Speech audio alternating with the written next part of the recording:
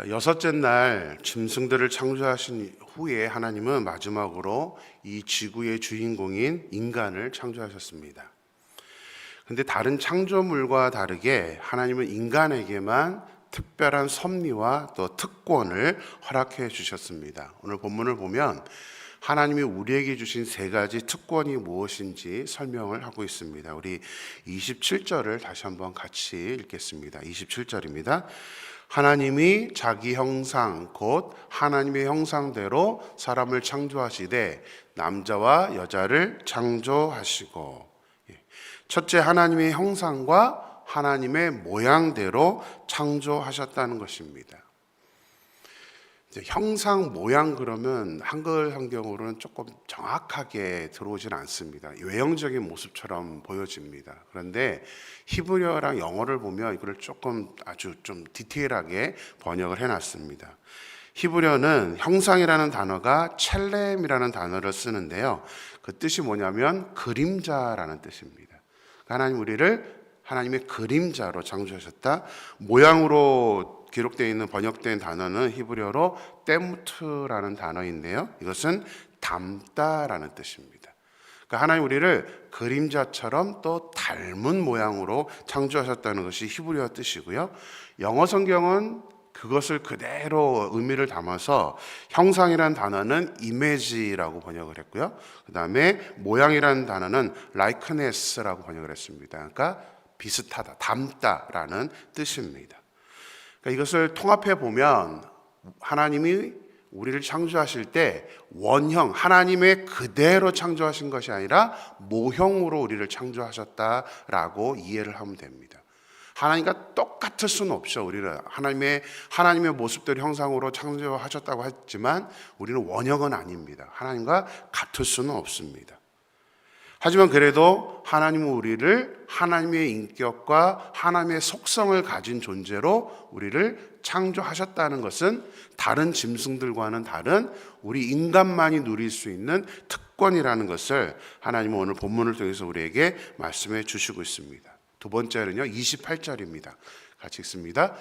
하나님이 그들에게 복을 주시며 하나님이 그들에게 이르시되 생육하고 번성하여 땅에 충만하라. 땅을 정복하라.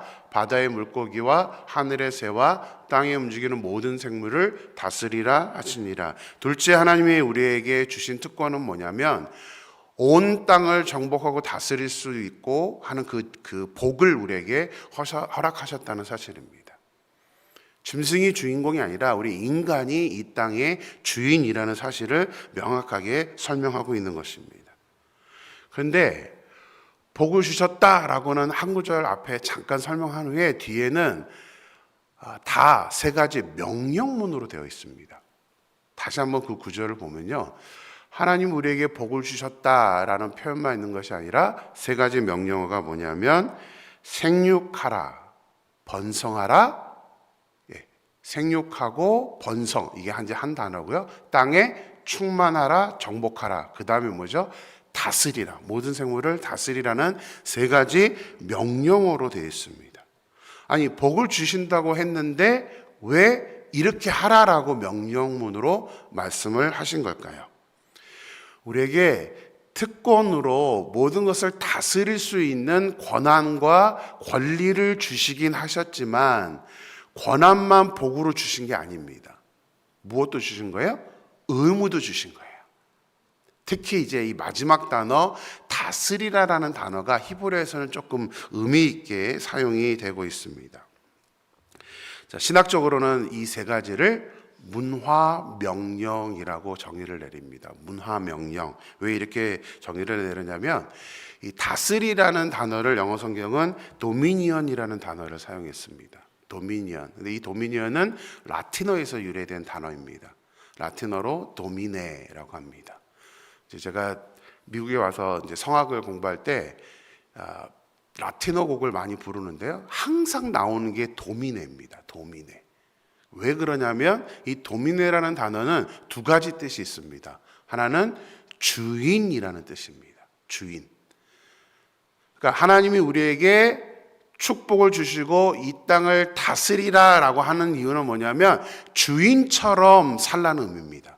이 땅의 주인처럼 살라는 의미로 이렇게 우리에게 말씀을 하셨습니다. 근데 재밌게도 이 도미네는 본래는 주인이라는 뜻이지만 라틴어에서 우리가 하나님이라는 단어를 찾은 것처럼 라틴어에서는 하나님을 지칭할 때 이 도미네라는 단어를 씁니다. 그러니까 주인이라는 뜻과 하나님이라는 뜻을 같이 가지고 있습니다.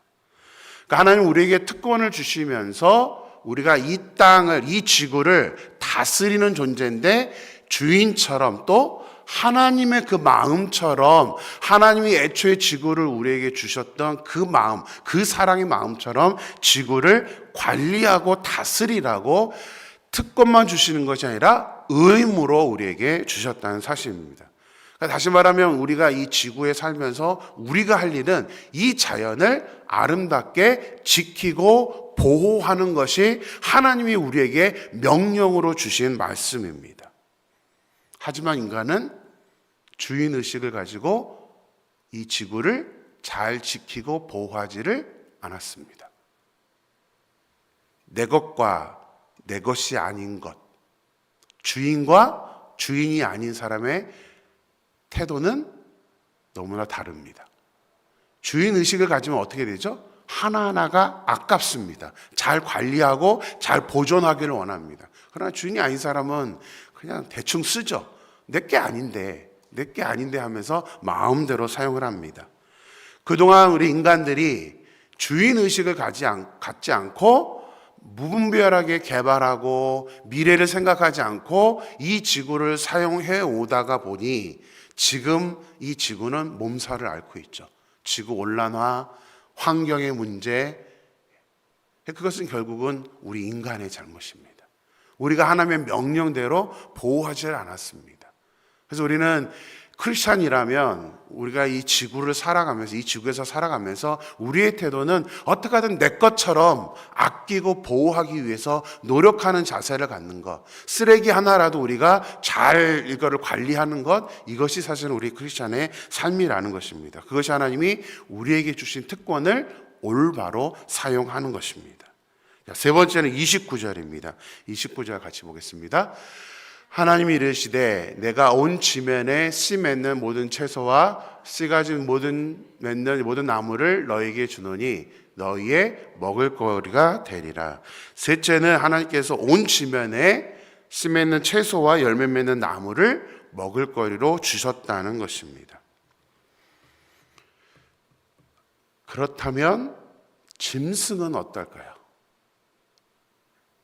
짐승은 뭐 알아서 해 그래도 되는데 하나님은 성경에다가 인간과 짐승에게 주신 먹이의 차이점을 설명해 놓으셨습니다. 우리 30절 말씀 같이 보겠습니다. 30절 같이 읽습니다. 또 땅의 모든 짐승과 하늘의 모든 새와 생명이 있어 땅에 기는 모든 것에게는 내가 모든 푸른 풀을 먹을 거리로 주노라 하시니 그대로 되니라. 차이점이 뭐죠? 짐승은 풀만을 먹게 하셨고 사람은 채소와 과일들까지 먹게 하셨다는 것입니다. 근데 이렇게 되면 여러분 성경은 30절을 우리가 뭐 성경 읽다 보면 많이 읽게 되는데 여기서 그러면 또 질문이 나와야 됩니다. 짐승들에게 푸른 풀을 먹게 하셨다. 그럼 당장 걸리는 게 있습니다. 누구죠? 육식성을 가진 짐승들입니다. 뭐 사자, 곰. 육식성을 가진 동물들은 어떻게 된 걸까요? 이런 질문들이 우리가 성경 읽다 보면 나오게 되는데요. 근데 그게 또 성경 안에 잘 해석이 되어 있습니다. 자, 타락하여 심판을 받게 된 노아의 홍수 이전에는 하나님께서 모든 짐승들을 창조하실 때에 육식성이나 약육강식으로 창조하신 것이 아닙니다. 하나님은 애초에 짐승들도 그런 어떤 강한 성격을 가진 짐승들로 창조하시지 않았습니다. 잘 생각해 보시면 아담이 동물들의 이름을 지어줬습니다. 그러면 에덴 동산에서 아담과 이런 육식성을 가진 동물들이 함께 생존할 수 있습니까? 없습니까? 없습니다. 지금도 우리가 사자 앞에 가면 언제 공격을 당할지 모르잖아요. 그런 강한 공격력을 가진 짐승들을 에덴 동산에 하나님께서 같이 두셨을 리가 없습니다. 하지만 같이 두셨죠. 그렇다면 애초에 창조의 모습이 지금 우리가 우리의 관점에서 보는 지금의 동물들과는 달랐다는 사실입니다. 만약에 에덴 동산 안에 약육강식이 있었다 그러면 쉬운 문제가 아닙니다. 짐승들 이름을 지어주는 것도 어렵고요. 같이 생존을 못합니다. 근데 또 하나 또 중요한 사실이 있죠. 노아 홍수 때 하나님께서 모든 짐승들을 종류대로 다 방주 안에 넣어주셨습니다. 노아가 찾은 게 아니죠. 하나님께서 짐승들을 인도해서 노아의 방주 안에 들어가게 하셨습니다. 자, 방주 안에 얼마 동안 있었죠?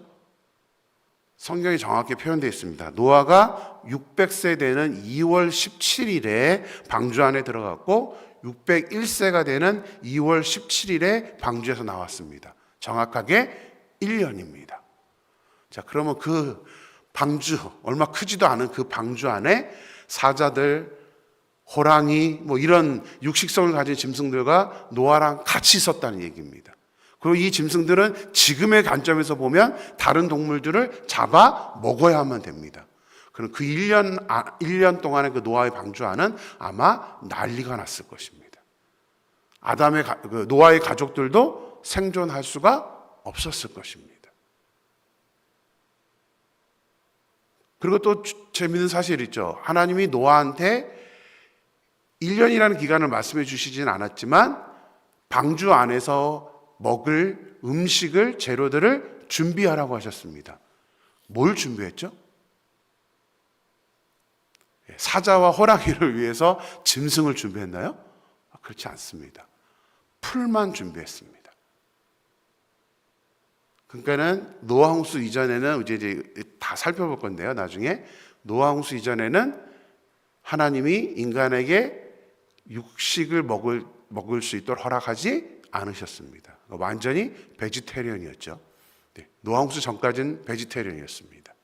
그렇기 때문에 모든 짐승들과 노아가 방주 안에서도 서로 싸우지 않고 또 짐승들끼리도 서로 잡아먹지 않고 그렇게 1년을 방주 안에서 살았다는 사실입니다. 또 여기까지만 얘기하면 또 오해가 할 수 있으니까 한 가지만 더 성경에 있는 증명들을 찾아보겠습니다. 하나님의 나라가 회복이 되면 어떠한 일이 일어나는지를 이사야 65장 2절에 말씀하고 있습니다. 우리 같이 한번 읽겠습니다. 이리와 어린 양이 함께 먹을 것이며 사자가 소처럼 즙을 먹을 것이며 뱀은 흙을 양식으로 삼을 것이니 나의 성산에서는 해함도 없겠고 상함도 없으리라 여호와께서 말씀하시니라. 하나님의 나라가 회복이 되면 또 이거 오해하시면 안 됩니다. 저 짐승들이 하나님의 나라에 들어가요, 안 들어가요?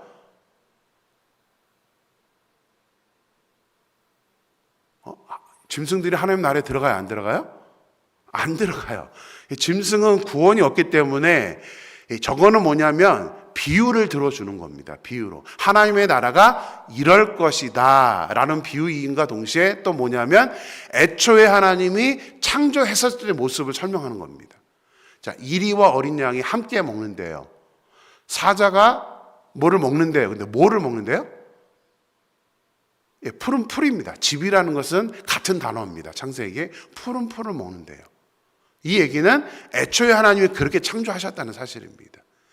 이후에 타락 때문에 짐승들도 변화된 것이지 원래는 그렇지 않았다는 것을 설명을 하고 있는 것입니다. 그래서 하나님의 나라의 원형의 모습이 회복되면 모든 짐승들과 사람들이 함께 공존할 수 있는 그런 평화의 시대를 지금 예를 들어서 설명을 하고 있다는 것입니다. 그래서 하나님이 둘째 날을 제외하고 나머지 날을 다 창조하실 때마다 뭐라고 말씀하셨어요? 하나님이 보시기에 좋았더라. 하나님이 보시기에 좋았더라. 서로 싸우고 서로 죽이면 하나님이 보시기에 좋았다라고 말씀하실 수가 없습니다. 하나님은 애초에 양육각식으로 만들어 놓은 것이 아닙니다. 같이 공존하게 만들어 놨다는 그런 사실을 우리가 성경을 통해서 깨닫게 됩니다. 자, 짐승들에게는 푸른 풀만을 먹을 거리로 주셨지만 인간을 위해서는 이제 여러 채소들과 또 과일들까지 먹을 수 있도록 하나님은 우리에게 그 특권으로 음식을 허락해 주셨다는 사실입니다. 하지만 이 역시 타락을 한 이후에는 어떻게 변화돼요? 노아 홍수 이후부터는 육식을 허락을 하십니다. 노아 홍수 이후부터는 이제 육식을 먹을 수 있습니다. 물론 지금 우리 시각에서는 베지테리언보다는 고기를 먹는 게 좋기는 합니다. 저도 고기 팔아 고기가 없으면 쉽지는 않을 것 같아요. 살기가 풀만 먹으면서 다이어트 한다고 요즘 아내랑 둘이서 이제 채소를 야채를 많이 먹는데 하루 이틀 지나면 땡깁니다. 먹고 싶어서 이게 에너지가 유지가 잘 안 된다는 그런 느낌을 받습니다. 어찌되었건 하나님은 이제 이 흐름들을 보면서 그게 모든 게 타락의 결과다라는 것을 말씀해주고 있습니다. 하나님은 우리를 하나님의 형상과 하나님의 모양대로 창조하여서 온 지구를 다스리는 그 특권을 허락해 주셨습니다. 그래서 우리가 하나님의 형상대로 창조된 그 특권을 가진 사람답게 그에 걸맞는 삶을 그 주인의식 하나님과 같은 마음으로 이 세상에서 살아가야 하는 것이 바로 우리의 특권을 누리는 삶임을 아시고 저와 여러분이 그렇게 하나님의 이름값을 하면서 사는 그런 우리의 삶이 되기를 주님의 이름으로 축원합니다. 자, 이제 창세기 2장으로 넘어가는데요. 창세기 2장은 일반적으로 이제 창조의 역사라고 하는데 사실은 저는 여기다가 구속의 역사라고 이름을 붙여놓고 싶습니다. 창조는 사실 2장 1절로 끝납니다. 2장 1절에 천지와 만물이 다 이루어지니라 라는 구절을 1절에 놓고 이제 2절부터는 하나님께서 우리 인간을 어떻게 만들어 가시는지 하나님의 백성다운 그 구원의 여정을 설명해 주고 있습니다.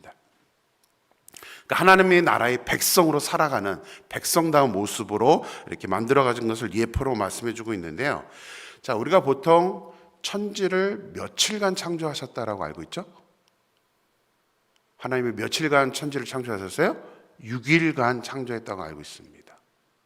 근데 지금 우리가 2장 1절, 2절, 3절을 읽으시면서 느끼셨는지 모르지만 창세기 2장을 보면 6이라는 숫자가 나오지 않습니다.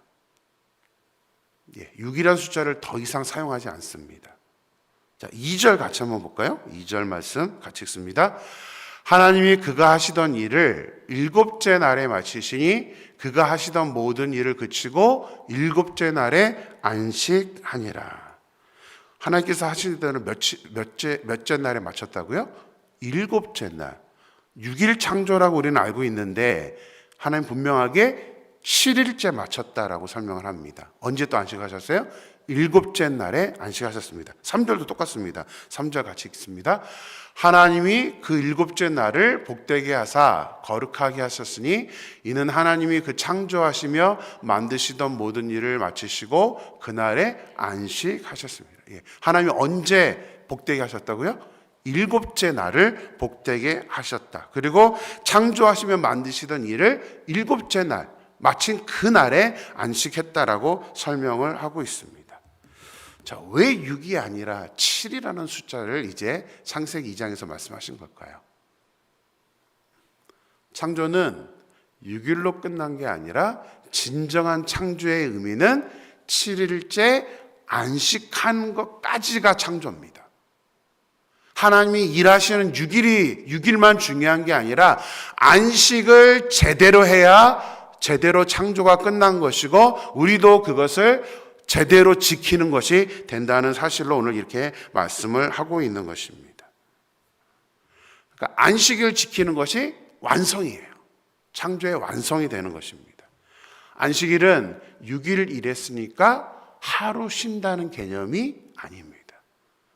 많은 사람들이 그래 안식일의 개념은 그냥 하루 쉬는 거야. 쉰다는 개념을 더 많이 생각합니다. 그래서 하나님도 힘드셨나 봐. 6일 창조하셨으니까 7일째는 좀 쉬셔야지 이렇게 해석하면 안 됩니다. 3절을 보면 하나님은 일곱째 날에 창조를 마치셨다 그러면서 뭐라 그러냐면 일곱째 날은 복되게 하시고 거룩하게 하셨다라고 설명을 하고 있습니다. 거룩하게 하셨다. 우리 공휴일을 영어로 뭐라 그러죠? 공휴일은 할로데이라고 합니다. 쉬는 날, 노는 날, 이라고 우리가 해석을 하지만 할로데이는 두 단어의 합성어입니다. 홀리와 데이의 합성어입니다. 홀리데이입니다. 엄밀히는 거룩한 날입니다. 근데 이 단어가 이제는 거룩한 날이라는 단어로 받아들이는 게 아니라 휴식하는 날, 어디 나가서 놀 수 있는 날, 이렇게 이제 현대인들은 받아들이고 있습니다. 그래서 이제는 거룩한 날의 개념이 사라지죠. 그래서 주일에 대한 개념도 사라지고 있습니다. 미래 시대는 가면 갈수록 주일을 지킬 수 없는 시대가 될 것입니다. 옛날에는 6일 일하고 7일째가 우리가 안식을 했었는데 이제 요즘은 5일 근무도 많죠. 이제 점점점 4일 근무제로 간다라고 합니다. 왜요? 주말에는 놀라고. 그래서 많은 크리스천들도 옛날하고는 다르게 주일날을 이제 나가서 놀 수 있는, 여행할 수 있는 날 이렇게 받아들이고 있습니다. 특히 코로나 이후로는 유튜브가 되다 보니까 이제는 합리화가 할 수 있습니다. 교회에 나오지 않아도 밖에 나가서도 얼마든지 예배를 드린다라는 개념으로 이제 받아들이고 있습니다. 이것은 타락의 모습입니다. 절대 하나님이 원하시는 모습은 아닙니다. 하나님은 7일을 거룩하게 하셨고 우리에게 그 거룩함을 지키라고 명령하셨습니다. 그래서 이 주일에 대한 개념은 너무나도 중요합니다. 그래서 창세기는 하나님께서 이렇게 창조하셨다가 아니라 이렇게 완성하셨고 우리를 이렇게 구원하셨다라고 말씀을 하는 것이 저는 더 옳다라고 표현합니다. 우리가 주일마다 이렇게 나와서 하나님을 예배드리고 찬양하는 것은 결국은 우리의 인생의 목적이 이 땅에 있는 것이 아니라 하나님의 나라에 있기 때문에 하나님의 나라에 가서 할 일을 지금 우리가 살아가는 동안 미리 체험하고 경험하는 것이 주일의 개념입니다. 거룩하게 지키는 것. 물론 천국에 가면 거룩이라는 단어도 없죠. 하나님과 함께 존재하기 때문에 그 자체가 거룩함입니다. 네, 미리 지금 이 땅에서는 우리가 그것을 지켜 나가는 것입니다. 이 땅에서 우리가 주일을 지키는 것이 천국에서 영원한 안식을 누리는 것이라는 사실을 우리가 깨달으면서 우리가 살아있는 동안에 정말 온전하게 거룩하게 주님의 날을, 주님이 정해놓으신 창조의 그 완성의 날을 우리가 지키면서 하나님의 백성다운 모습으로 우리가 살아갈 수 있는 저와 여러분이 되기를 주님의 이름으로 축원합니다. 우리 기도하겠습니다.